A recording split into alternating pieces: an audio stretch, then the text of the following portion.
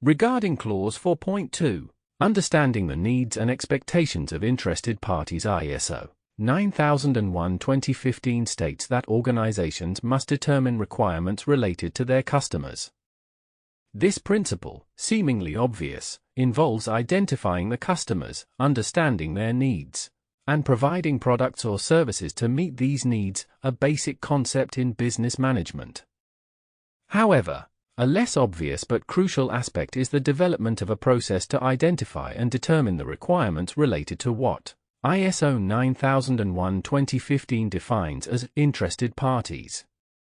These parties, whether internal or external to the organization, play a significant role in the quality management system. They can influence the organization's ability to produce the desired outcomes or be affected by its operations, products, and services. The first step is to identify these parties for each organization.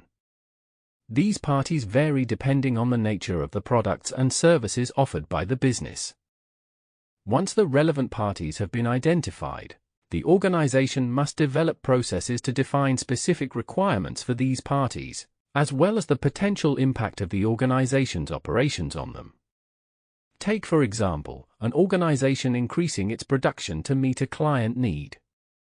It must consider whether its suppliers can support this increased demand, if shipping companies can handle the increased volumes and timelines, and if employees can meet these additional demands while complying with regulations and union agreements.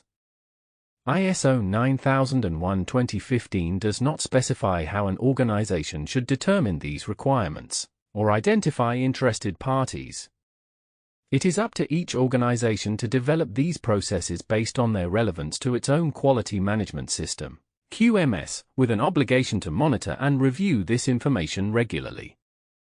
Although ISO 9001 does not require organizations to maintain documents or records of the process involving interested parties, it would be challenging for an organization to demonstrate compliance with the standard, or to perform an adequate review without some form of documentation.